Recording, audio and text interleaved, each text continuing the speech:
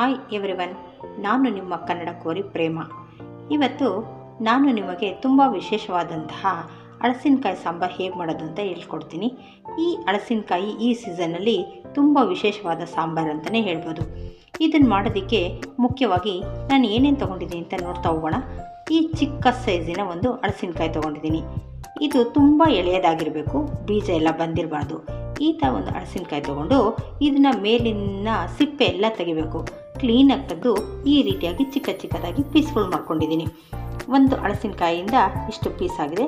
ಜೊತೆಗೆ ಈ ಹಲಸಿನಕಾಯಿ ಸಾಂಬಾರು ಮಾಡೋದಕ್ಕೆ ಸ್ವಲ್ಪ ಬದನೆಕಾಯಿ, 2ರಿಂದ 3 ಬದನೆಕಾಯಿ, 1-2 ಆಲೂಗೆಡ್ಡೆ, 1-2 ಟೊಮೊಟೊ, ಇಷ್ಟು ತರಕಾರಿಗಳನ್ನ ನಾನು ಹಲಸಿನಕಾಯಿ ಜೊತೆಗೆ ಸೇರಿಸ್ತಾ ಇದ್ದೀನಿ. ಇದ್ರ ಜೊತೆಗೆ ಇದಕ್ಕೆ ಮುಖ್ಯವಾಗಿ ಈ ಸಾಂಬಾರು ಮಾಡೋದಕ್ಕೆ ಮಿಕ್ಸ್ ಎಲ್ಲ ವಿಧದ ಕಾಳುಗಳನ್ನ ರಾತ್ರಿಯೇ ನೆನೆಸಿಡಬೇಕು. 8-9 ಅವರ್ಸ್ ನೆನೆಸಿಡಬೇಕು. ಯಾವ್ಯಾವ ಕಾಳು ತೊಗೊಂಡಿದ್ದೀನಿ ಅಪ್ಪ ಅಂದರೆ, ನೀವು ಯಾವ ಕಾಳು ಬೇಕಾದ್ರೂ ತೊಗೋಬೋದು. ನಾನಿವತ್ತು 3 ವಿಧದ ಕಾಳುಗಳು ತೊಗೊಂಡಿದ್ದೀನಿ. ಯಾವ್ದ್ಯಾವುದು ಅಂದರೆ ಹೆಸರು ಕಾಳು, ಕಡಲೆಕಾಳು, ಅಲಸಂದಿ ಕಾಳು.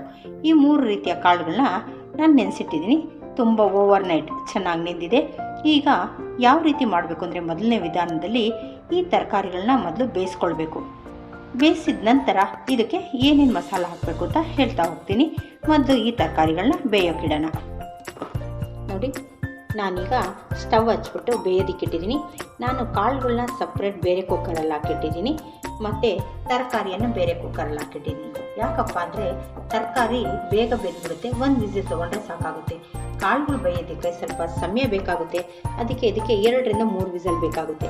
2 ಒಟ್ಟಿಗೆ ಹಾಕಿದ್ರೆ ಈ ತರಕಾರಿ ಬೇಗ ಬೆಂದು ತುಂಬ ಸಾಂಬಾರು ಮೆತ್ತಗಾಗ್ಬಿಡುತ್ತೆ, ತಿನ್ನೋದಕ್ಕೆ ಸಿಗೋದಿಲ್ಲ. ಅದಕ್ಕೋಸ್ಕರ ತರಕಾರಿಗೆ 1 ವಿಸಿಲ್ ತೊಗೊಳ್ತಾ ಇದ್ದೀನಿ. ಈ ಕಾಳುಗಳನ್ನ 2ರಿಂದ 3 ವಿಸಿಲ್ ತೊಗೊಂಡ್ರೆ 2 ಕರೆಕ್ಟಾಗಿ ಬೆಂದಿರುತ್ತೆ. ಈಗ ಇದು ಕ್ಯಾಪ್ ಹಾಕಿ ಕುಕ್ಕರನ್ನ ಕೂಗ್ಸೋಣ. ನೋಡಿ, ಈಗ ಒಂದು ಕಡೆ ತರಕಾರಿಯನ್ನು ಬೇಯೋಕ್ಕಿಟ್ಟಿದ್ದೀನಿ.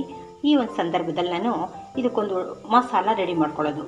ಈ ಮಸಾಲ ರೆಡಿ ಮಾಡ್ಕೊಳ್ಳೋಕ್ಕೆ ಏನು ಬೇಕಪ್ಪ ಅಂದರೆ, ಮೊದಲಿಗೆ 1-2 ಸ್ಪೂನ್ ಎಣ್ಣೆಯನ್ನು ಹಾಕ್ಬಿಟ್ಟು ಸ್ವಲ್ಪ ಈರುಳ್ಳಿ ಹಾಕಿ ಚೆನ್ನಾಗಿ ಫ್ರೈ ಮಾಡಬೇಕು. ಈರುಳ್ಳಿ, ಇದರಲ್ಲಿ ಕಲ್ಲರ್ಗೋಸ್ಕರ ಬ್ಯಾಡಗಿ ಮೆಣಸಿನ್ಕಾಯಿ ಪ್ಲಸ್ ಖಾರದ ಮೆಣಸಿನ್ಕಾಯಿ ತೊಗೊಂಡಿದ್ದೀನಿ. ಏಕೆಂದರೆ ಈ ಥರ ಸಾಂಬಾರಿಗೆ ಸ್ವಲ್ಪ ಖಾರ ಹೆಚ್ಚಿದ್ರೆ ಚೆನ್ನಾಗಿರುತ್ತೆ.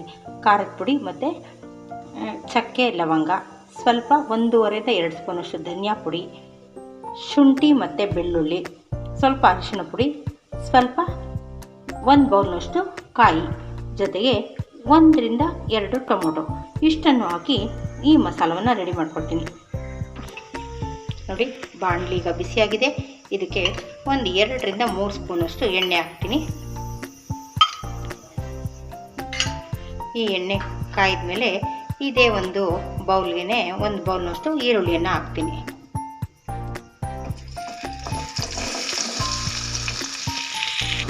ನೋಡಿ, ಈರುಳ್ಳಿ ಹಾಕಿದ್ಮೇಲೆ ಒಣಮೆಣಸಿನ್ಕಾಯಿ ಮತ್ತು ಬ್ಯಾಡಗಿ ಮೆಣಸಿನ್ಕಾಯಿ ಸೇರಿಸ್ತಾ ಇದ್ದೀನಿ.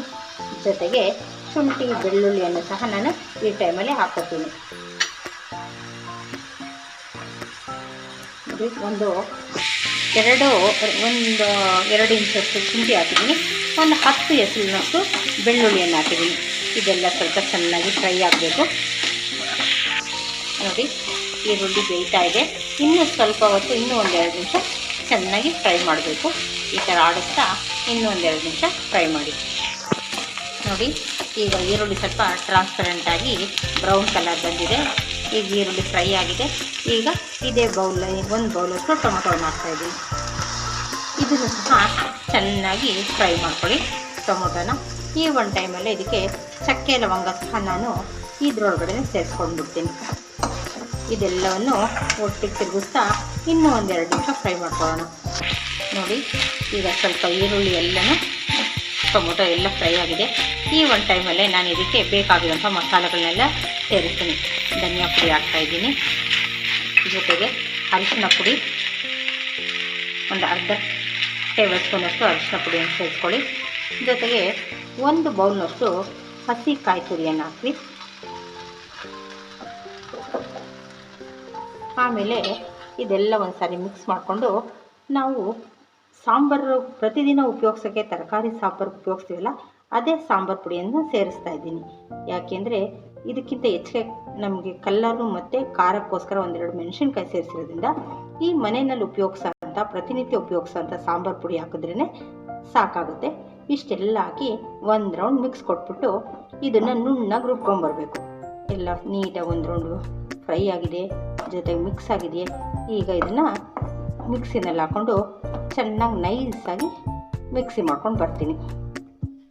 ನೋಡಿ, ಈಗ ಮಸಾಲನೆಲ್ಲ ಚೆನ್ನಾಗಿ ಗ್ರೈಂಡ್ ಮಾಡ್ಕೊಂಡು ಬಂದಿದೆ. ನೋಡಿ, ತುಂಬ ನೈಸಾಗಿದೆ. ಈಗ ಒಗ್ಗರಣೆನ ಆ ಸಾಂಬಾರಿಗೊಂದು ಒಗ್ಗರಣೆಯನ್ನು ಕೊಡೋಣ. ಒಗ್ಗರಣೆಗೆ ಏನೇನು ಬೇಕಪ್ಪ ಅಂದರೆ ಒಂದು 3ರಿಂದ 4 ಸ್ಪೂನ್ ಎಣ್ಣೆ, 1 ಈರುಳ್ಳಿ, ಸಾಸಿವೆ, ಕರಿಬೇವು, 1 ಟೊಮೊಟೊ, ಜೊತೆಗೆ ಸ್ವಲ್ಪ ಕೊತ್ತಂಬರಿ. ಇಷ್ಟು ಪದಾರ್ಥಗಳನ್ನ ಉಪಯೋಗಿಸ್ಕೊಂಡು ಸಾಂಬಾರಿಗೊಂದು ಒಳ್ಳೆ ಒಗ್ಗರಣೆ ಕೊಡೋಣ. ನೋಡಿ, ಪಾತ್ರೆ ಕಾಯ್ದಿದೆ. ಈಗ ಅದಕ್ಕೆ ನಾನೊಂದು 2 ಸ್ಪೂನಷ್ಟು ಎಣ್ಣೆ ಹಾಕ್ತಾಯಿದ್ದೀನಿ. ನೋಡಿ, ಎಣ್ಣೆ ಬಿಸಿಯಾಗಿದೆ. ಈಗ ಅದಕ್ಕೆ ಸಾಸಿವೆನ ಸೇರಿಸ್ತಾ ಇದ್ದೀನಿ. 1 ಟೇಬಲ್ ಸ್ಪೂನಷ್ಟು ಸಾಸಿವೆನ ಸೇರಿಸಿ ಈ ಸಾಸಿವೆ ಎಲ್ಲ ಚೆನ್ನಾಗಿ ಸಿಡಿದಿದ್ದಾದಮೇಲೆ ಒಂದೊಂದೇ ಪದಾರ್ಥಗಳನ್ನ ಹಾಕ್ತಾ ಹೋಗೋಣ. ಸಾಸಿವೆ ಸಿಡಿದಾಗಿದೆ. ಈಗ ನಾನು ಅದಕ್ಕೆ ಈರುಳ್ಳಿಯನ್ನು ಸೇರಿಸ್ತಾ ಇದ್ದೀನಿ. ನೋಡಿ, ಈರುಳ್ಳಿ ಸ್ವಲ್ಪ ಫ್ರೈ ಆಗಿದೆ.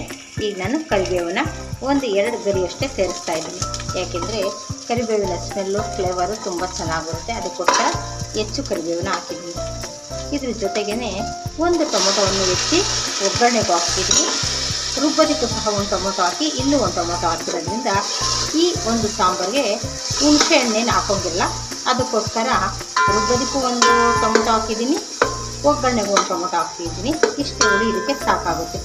ಇದೆಲ್ಲ ಸ್ವಲ್ಪ ಚೆನ್ನಾಗಿ ಫ್ರೈ ಆಗಲಿ.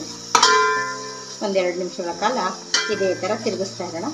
ಈರುಳ್ಳಿ ಮತ್ತು ಟೊಮೊಟೊ ಚೆನ್ನಾಗಿ ಫ್ರೈ ಆದಮೇಲೆ ನಾವು ರುಬ್ಬಿಟ್ಕೊಂಡಿರೋಂಥ ಖಾರನ ಇದ್ರಲ್ಲಿ ಸೇರಿಸ್ಬೇಕಾಗುತ್ತೆ. ನೋಡಿ, ಟೊಮೊಟೊ ಈರುಳ್ಳಿ ಎಲ್ಲ ಚೆನ್ನಾಗಿ ಫ್ರೈ ಆಗಿದೆ. ಈಗ ನಾವು ರುಬ್ಬಿಟ್ಕೊಂಡಿರೋಂಥ ಖಾರನ ಇದಕ್ಕೆ ಸೇರಿಸೋಣ, ಮಸಾಲಾನ. ನೋಡಿ, ನಾವು ರುಬ್ಬಿಟ್ಟಿರೋಂತಹ ಮಸಾಲೆ ಎಲ್ಲ ಇದ್ರಲ್ಲಿ ಸೇರಿಸಿದ್ದೀನಿ. ಜೊತೆಗೆ ಜಾರೆಲ್ಲ ತೊಳೆದು ನೀರು ಹಾಕಿದ್ದೀನಿ. ಈ ಮಸಾಲ ಏನು ಹೆಚ್ಚು ಹೊತ್ತು ಕುದಿಯೋದು ಬೇಕಿಲ್ಲ. ಏಕೆಂದರೆ ನಾವು ಮಸಾಲ ರುಬ್ಬಬೇಕಾದ್ರೆ ಎಲ್ಲ ಪದಾರ್ಥಗಳನ್ನ ಫ್ರೈ ಮಾಡಿ ಹಾಕಿರೋದ್ರಿಂದ ಮಸಾಲ ಕುದಿಸಿದ ತಕ್ಷಣ ನಾವು ಈಗ ತರಕಾರಿ ಮತ್ತು ಕಾಳುಗಳನ್ನ ಬೇಯಿಸಿಟ್ಕೊಂಡಿದ್ವಲ್ಲ, ಅದನ್ನೆಲ್ಲ ಇವಾಗ ಇದರೊಳಗಡೆಗೆ ಸೇರಿಸೋಣ. ನೋಡ್ತಾ ಇದ್ದೀರಲ್ಲ, ಇದು ಬೆಂದಿರೋಂಥ ಕಾಳನ್ನ ನಾನು ಇದರೊಳಗಡೆ ಸೇರಿಸ್ತಾ ಇದ್ದೀನಿ. ನೋಡಿ, ಈಗ ಕಾಳುಗಳನ್ನೆಲ್ಲ ಸೇರಿಸಾಗಿದೆ. ಈಗ ಒಂದು ಟೈಮಲ್ಲೇ ನಾನು ಇದಕ್ಕೆ ಬೆಂದಿರೋಂಥ ತರಕಾರಿಗಳನ್ನು ಸೇರಿಸ್ತಾ ಇದ್ದೀನಿ. ನೋಡಿ, ತರಕಾರಿ ಕರೆಕ್ಟಾಗಿ ಬೆಂದಿದೆ. 2 ಜೊತೆಲಾಗಿದ್ದರೆ ತರಕಾರಿ ಜಾಸ್ತಿ ಬೇಯ್ತಾಯಿತ್ತು. ಈಗ ನೋಡಿ, ಕರೆಕ್ಟಾಗಿ ಯಾವುದೂ ಸಹ ಮೆತ್ತಗಾಗಿಲ್ಲ, ಕರೆಕ್ಟ್ ಕನ್ಸಿಸ್ಟೆನ್ಸಿಲಿ ಬೆಂದಿದೆ. ಈಗ ತರಕಾರಿ ಎಲ್ಲ ಹಾಕಿದ್ಮೇಲೆ ಇದಕ್ಕೆ ನೀಟಾಗಿ ಒಂದು ಮಿಕ್ಸ್ ಕೊಡಿ. ಆಮೇಲಿಂದ ಇದಕ್ಕೆ ರುಚಿಗೆ ತಕ್ಕಷ್ಟು ಉಪ್ಪು ಹಾಕಿ ಸ್ವಲ್ಪ ಒಂದು 10 ನಿಮಿಷಗಳ ಕಾಲ ಇದು ಚೆನ್ನಾಗಿ ಕುದಿಬೇಕು. ಯಾಕೆಂದರೆ ನಾವು ಹಾಕಿರೋಂಥ ಮಸಾಲ ಈ ಹಲಸಿನಕಾಯಿಗೆಲ್ಲ ಹತ್ಕೋಬೇಕು. ಉಪ್ಪು, ಖಾರ, ಮಸಾಲ ಎಲ್ಲ ಸೇರಿಕೊಂಡಾಗ ಮಾತ್ರ ಈ ಸಾಂಬಾರು ರುಚಿ ಕೊಡುತ್ತೆ.